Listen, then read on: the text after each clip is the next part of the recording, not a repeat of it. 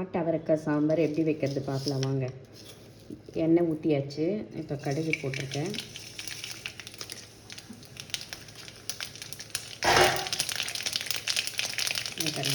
வெங்காயம், பூண்டு, கருவேப்பிலை 3 ஒன்றா போடணும். ஏன்னா கருவேப்பிலை போட்டால் தான் அதில் எண்ணெயில் வதங்கும் போது வாசனை வரும் நம்மளுக்கு. இது 3 பூண்டு, வெங்காயம், கருவேப்பிலை.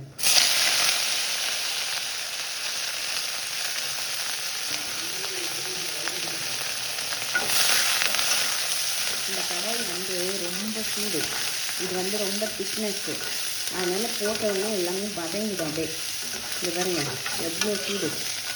இது அலுமினியம் கிடையாது. இது இந்த அலுமினியம். ரொம்ப திக்காக இருக்கும். பயங்கர ஸ்ட்ராங்காக இருக்கும். கொஞ்சம் விலை அதிகம்தான். நல்லா இருக்கும். இந்த பாத்திரம்லாம் அடியே பிடிக்காது. பாருங்க தக்காளி.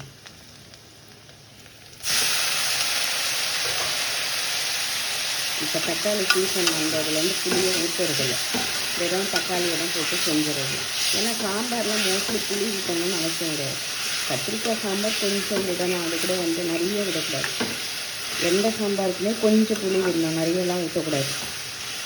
இப்போ நம்ம தக்காளி சீசன். இப்போ நாட்டு தக்காளி வரும், புளிப்பாக இருக்கும் நல்லா. அந்த தக்காளி போட்டோம்னா சூப்பராக இருக்கும்.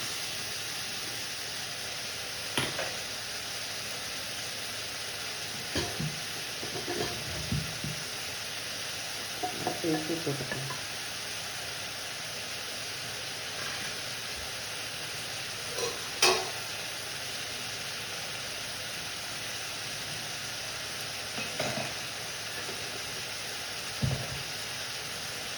நல்லா விட்டு போட்டு வதக்கிட்டோம்.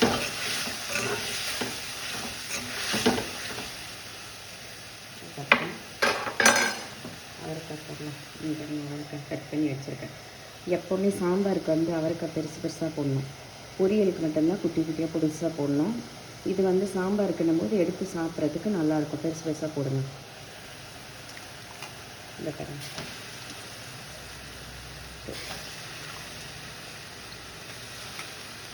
இது நல்லாயிருக்கும். இந்த அவரைக்காய் எப்போவுமே சாம்பாருக்கு பெருசாக தான் போடணும். எல்லா காயுமே கொஞ்சம் நார்மல் சைஸில் போடணும். பொரியலுக்கு நம்ம பொடியாக கட் பண்ணிக்கலாம். ட்ரை ஃப்ரைனால் பொடியாக கட் பண்ணணும். சாதா பொரியல்னால் ஒரு நார்மல் சைஸ் கட் பண்ணணும். சாம்பார்னால் ஒரு சைஸ் கட் பண்ணணும்.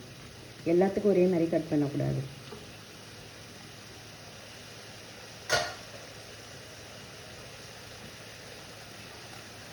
இப்போது மிளகாய் பொடி போட போகிறேன்.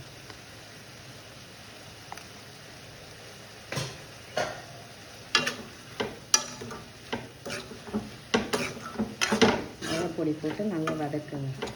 இது இப்போது நம்ம எல்லாமே இப்போ வதக்கணும் இல்லைங்களா, இதுலேயே வதங்கிடும். அதனால தான் நான் சொல்கிறது, லாஸ்ட்டாக ஒரு 10 மினிட்ஸ் பருப்பு ஊற்றி 10 மினிட்ஸ் இருந்தால் போதும் காய்.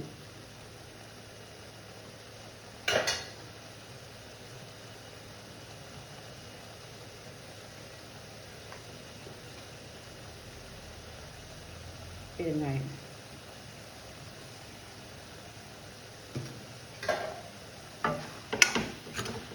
ஒரு சிலர் ரொம்ப இது பண்ணிவிடுவாங்க, வதக்கிட்டாங்கன்னா காய் அந்த டேஸ்ட் இல்லாமல் போயிடும். அப்படியே புலன்னு ஆகிடும் காயெல்லாம். இப்போ வதங்கிச்சு பாருங்கள். எல்லாமே அப்படியே இழங்கி போயிடுச்சு பாருங்கள். தக்காளி, வெங்காயம் இது எல்லாமே ஒன்றா இழங்கிச்சு. இது அப்படியே சாப்பிட்டா கூட நல்லாயிருக்கும்.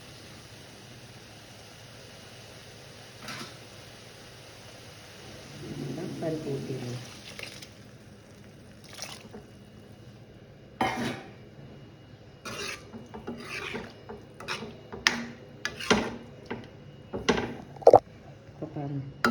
நல்ல டேஸ்டான அவரைக்காய் சாம்பார் ரெடி. அவ்வளோதான். இப்போ மூடி ஒரு 10 மினிட்ஸ் வச்சுருங்க. நல்ல ஃப்ளேமில் வச்சிட்டிங்கன்னா அது அழகாக வெந்துடும். இன்றைக்கி நம்ம வீட்டில் நாட்டு அவரைக்காய் சாம்பார் 10 மினிட்ஸ் போதும்.